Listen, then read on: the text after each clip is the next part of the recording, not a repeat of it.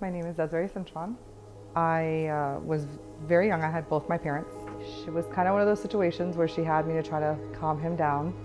And so they had me, and he kind of continued wanting to have fun and party and didn't really want to be tied down. And so I became more of a burden. He pretty much went out, and my biological mother was chasing after him and went out and got into drugs. And so it was all drugs and alcohol. And then it went from him kind of being around to him just leaving and moving down to Florida. And during that time, she got really heavy into drugs and alcohol. So kind of had random people in and out of the house all the time. And so we were in Texas and she had another baby. So I had a half sister. She was already remarried, but she married somebody who was really, really big into drugs also. So it was kind of like a vicious cycle. And I remember grabbing my little sister, like one day she was really young, kind of learning how to crawl, and she grabbed a crack pipe that was on the table and it fell. And so they came out and they were really upset, and they went to go hit her, and I hit her in the closet. And so right around that time, my biological father, his mom flew up to go visit and realized kind of what was going on. And so she forced my dad to fight for custody for me. He literally pawned me off to my grandmother, and he was married and cheating on his wife and doing all that and still in that same scenery. And so he had anger issues. So what ended up happening is I became his punching bag. And so my dad, who was perfect and great and amazing, kind of became this person that would take his anger out on me. He had a really bad night. His wife had caught him cheating. And so he took me from the second set of flights of stairs and dragged me down and slammed me against the wall. And of course, every time he hit me, he'd leave, like he'd disappear.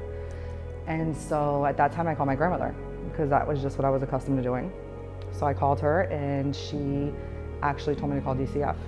So the cops came to the house, and that was pretty much it. I went into DCF custody.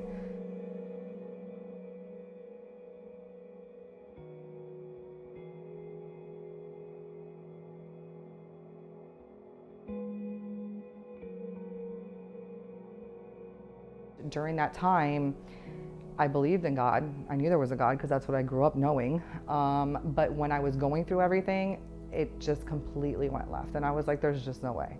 There's no way there's a God. There's no way that somebody loves me. Like, how could somebody let a child go through all this? And so I stopped believing. And probably in my mid-20s, I finally was like, okay, I'm gonna try this whole church thing again. And I started really getting into the Bible and getting into the Word, and really had to find myself, and really had to ask God for forgiveness for going through that phase of really just hating Him and not believing in Him. I really was just looking for a place that I felt comfortable, that I was accepted, that people didn't judge me, people didn't look at me wrong or different because I had a rough childhood.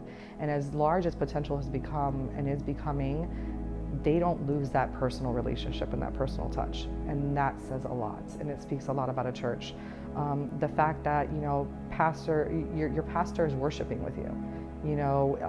He does things, once a month to train, the team and to speak to them. And that, hands down, is completely impactful, and it's meaningful. That no matter how big you get, you stay humble enough to know that you're just as normal as the next person that's sitting next to you.